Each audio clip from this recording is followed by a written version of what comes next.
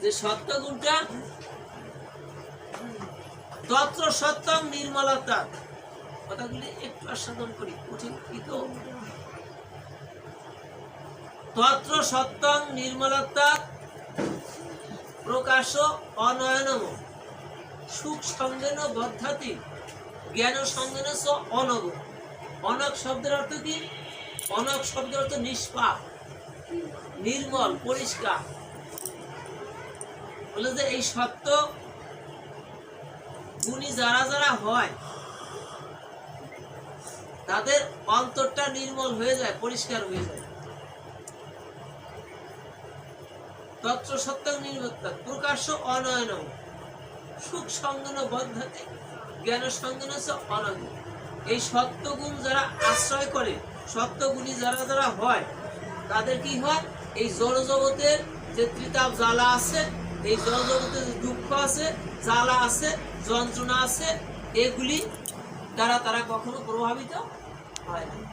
এই জড়জগতের যত দুঃখ যাতনা যা কিছু আসুক না আসুক, এর দ্বারা এই সত্যগুণী মানুষরা কখনো প্রভাবিত হয় না।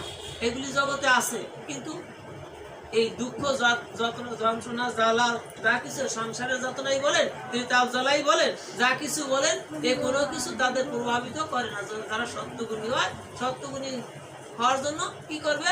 সাত্বিক আহার গ্রহণ করবে, সৎসঙ্গ করবে, ভগবানের নাম কীর্তন করবে, ভগবানের সেবা দিবে। এই কর্মই হলো তাদের। আস্তে আস্তে অন্তরটা করে ভগবান এবং ভগবানের নির্দিষ্ট শাস্ত্র গ্রন্থগুলি পাঠ করতে হবে। এই সমস্ত কর্মের দ্বারা এই আত্মাটা, এই দেহ পিঠের অন্তরটা পরিষ্কার হয়ে যায়, নির্মল হয়ে যায় এবং ভগবানের সেবার উপযোগী হয়ে যায় এবং সত্য গুণে অন্তরটা ভরে ওঠে। এটা একটা সুসংবাদ। কিন্তু এরপরে যেখানে আলো আছে পাশাপাশি অন্ধকারও আছে। হরে কৃষ্ণ। বললো যে এই সত্যগুণী মানুষগুলি যখন নিজেকে সব চাইতে জ্ঞানী মনে করে, নিজেকে সবার চাইতে শ্রেষ্ঠ মনে করে, হরে কৃষ্ণ। আগে ছিল দেখেন সুখে একটা আলোর বার্তা, এবার অন্ধকারের কথা বলছে। যে জ্ঞানী, এই যে সত্যগুণী মানুষগুলো সত্যগুণ অর্জন করলো, নিরামিষও খাইলো এবং ভগবানের সেবা দিল এবং সৎসঙ্গও করলো, কিন্তু যখন সে নিজেকে সবচেয়ে শ্রেষ্ঠ মনে করে, আর জগতে সব নিকৃষ্ট বললো যে এই সামান্যতম ভুলের জন্য কি হলো? তাকে আবারও সেই জন্মচক্রের আবর্তের ভিতর তার আবার পড়ে